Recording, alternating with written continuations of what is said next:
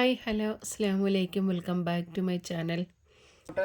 ഒത്തിരി വെള്ളമായിട്ടിരുന്നാൽ കൊള്ളുകയല്ല, ഇതുപോലെ കൊഴുത്തിരുന്നാൽ കണ്ടോ. ചേമ്പൊക്കെ 1-2 കഷ്ണങ്ങളൊക്കെ ഉള്ളൂ, എല്ലാം ഉടഞ്ഞു പോയി കേട്ടോ.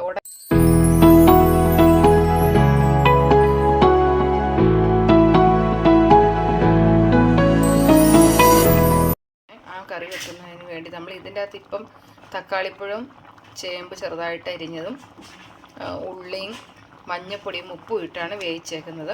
ഇത് നല്ലോണം ഉടഞ്ഞതിന് ശേഷം നമ്മൾ തേങ്ങയും ജീരകവും ചുമന്നുള്ളിയും കാന്താരി മുളകും മഞ്ഞപ്പൊടിയും ഇച്ചിരി കൂടെ ഒക്കെ ചേർത്തിട്ട് നമുക്ക് അരച്ചെടുക്കും. തേങ്ങയുടെ അരപ്പ് നല്ലോണം ചൂടായി വരുമ്പോൾ നമ്മൾ കുറച്ച് കട്ട തൈര് ഒന്ന് മിക്സിയിൽ അടിച്ചിട്ട് നമ്മൾ ഇതിലേക്ക് ഊറ്റി കൊടുക്കുന്നുണ്ട്. അപ്പോൾ അതിനൊക്കെ വേണ്ടത് ചേമ്പ് നല്ലോണം വേകണം. ഈ ചേമ്പ് നമ്മൾ വെന്ത് വരുന്ന സമയം കൊണ്ട് നമ്മൾ ഇതിനായിട്ട് തേങ്ങയുടെ അരപ്പെല്ലാം നല്ലോണം അരച്ച് വെച്ചിട്ടുണ്ട്. അപ്പോൾ ഇനി നമ്മുടെ ചേമ്പ് വെന്തു. ഇനി ഇതിലേക്ക് നമുക്ക് ഈ അരപ്പൊക്കെ ഒന്ന് ഇട്ട് കൊടുത്ത് ചൂടാക്കി എടുക്കാം. ഒരുപാട് വെള്ളമൊന്നും ഒഴിക്കാതെ കൊഴുമ്പ് രൂപത്തിൽ ഉണ്ടെങ്കിലേ ഉള്ളൂ ഇതിനൊരു ടേസ്റ്റ് ഉള്ളൂ. ഇല്ലെങ്കിൽ ചില വെള്ളം വെട്ടതുപോലെയൊക്കെ കിടക്കും. അപ്പം ഇനി കണ്ട നമ്മുടെ തക്കാളിയും ചേമ്പും എല്ലാം കൂടെ പച്ചമുളകും എല്ലാം വെന്ത് നല്ലോണം അലിഞ്ഞിട്ടുണ്ട്. ഇനി നമുക്ക് ഈ അരപ്പും കൂടെ ഒന്ന് നല്ലോണം ചൂടാക്കി എടുത്തതിന് ശേഷം നമുക്ക് ആ തൈരും കൂടെ ഇതിലേക്കൊന്ന് ഒഴിച്ചു കൊടുക്കാം.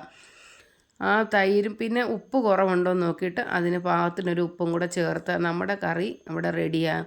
അപ്പോൾ ഇത് കണ്ടോ, നല്ല കുഴമ്പ് രൂപത്തിൽ തന്നെ ഇരിക്കണം. വെള്ളം ഇല്ലെങ്കിൽ മോരിൻ്റെ അകത്ത് പോലും വെള്ളം കൂടിപ്പോയാൽ ഈ കറി അത്രയ്ക്കും കൊള്ളത്തില്ലാതെ വരും, വെള്ളം വിട്ട് കിടക്കും.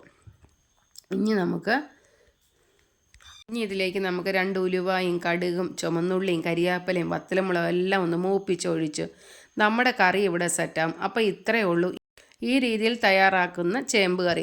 പിന്നെ നമ്മൾ ചേമ്പ് കറി ചുമ്മാ തേങ്ങ അരച്ച് കറി വെക്കുന്നതുകൊണ്ട്, മുളക് പൊടിയും മല്ലിപ്പൊടിയും ഇട്ട് കറി വെക്കും, പുളിച്ചാറ് പോലെ വെക്കുന്നതുകൊണ്ട്. പക്ഷേങ്കിൽ ഈ ഒരു കറി അത്രയ്ക്കും ടേസ്റ്റാണ് കേട്ടോ, മോരൊഴിച്ച് വെക്കുന്ന കറി.